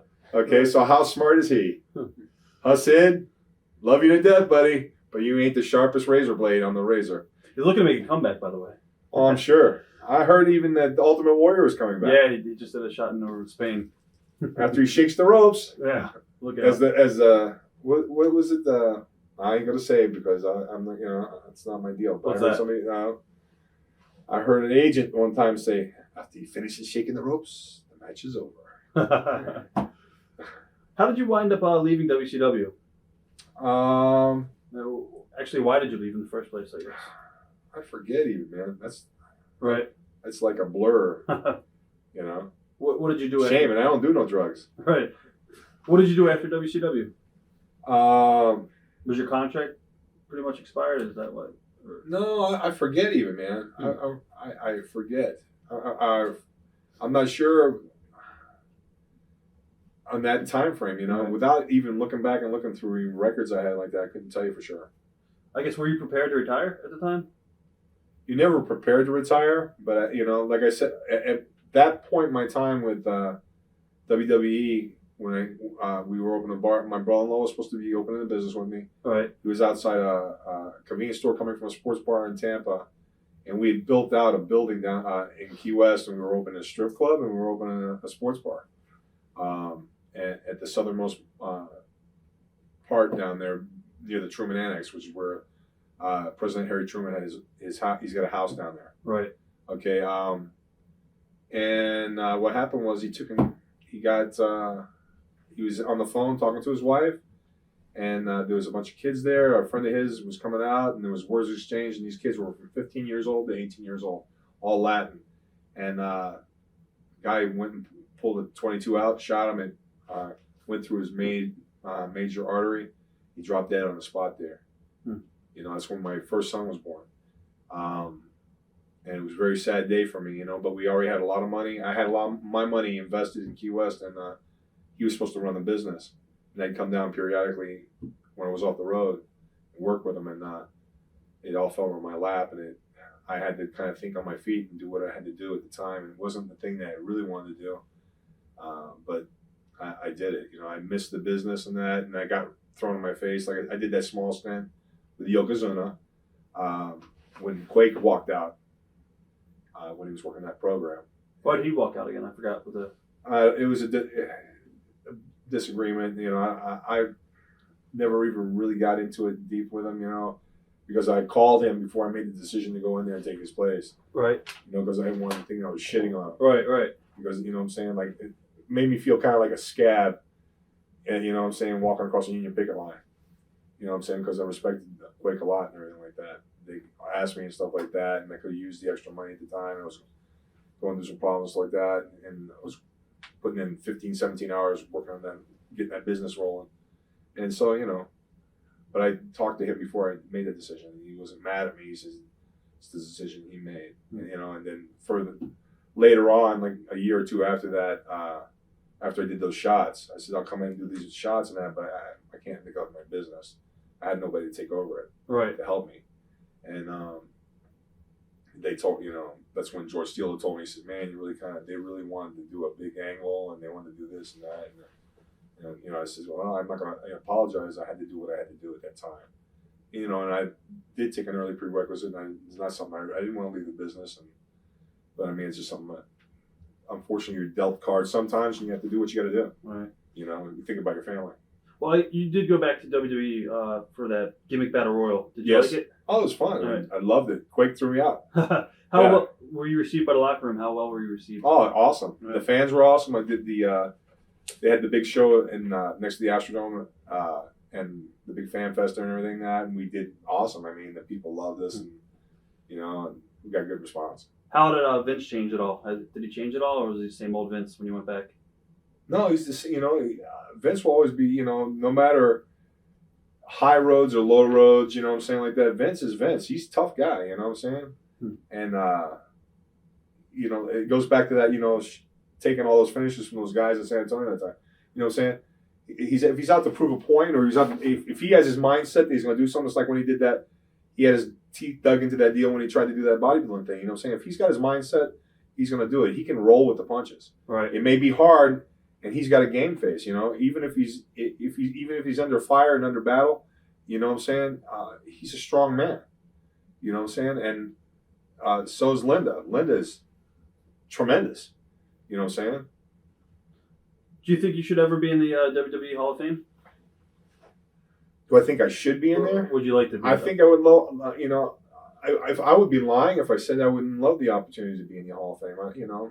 I was a part of, just like everybody else here, part of that history. I think everybody, not deserves, but I mean, it'd be a great honor to be asked to be there, but, because to be in this same context right as the many great people that are in there already. What are your thoughts on all the deaths of the past few years, and which in particular hit you hardest? Every death where you worked with somebody hits you hard. People, I can't tell you how many questions I work in industry, and all those guys are all big wrestling fans. Right. I go to a lot of different places. I see a lot of people, and I can't tell you how many questions I've fielded about Chris. And Chris was an awesome guy.